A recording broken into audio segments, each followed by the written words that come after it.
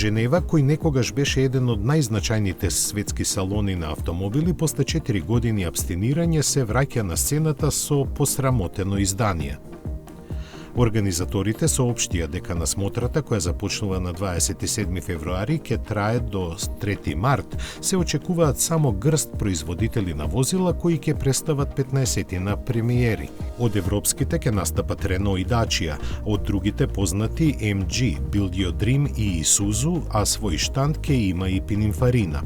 Дека сето ова е само сенка на некогашната големина на Женевскиот мотор шоу не треба да се коментира.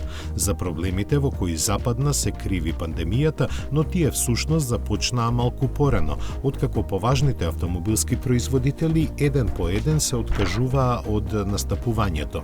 Имаше обиди манифестацијата да се врати минатата 2023, но токму заради слабиот интерес на изложувачите таа беше откажана.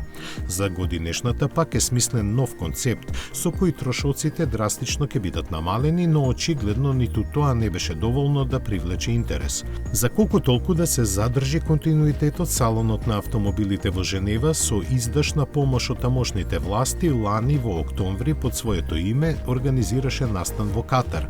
Ова ќе биде 90-тото издание на салонот, кој во своите најдобри времења редовно привлекуваше повеќе од 700.000 посетители.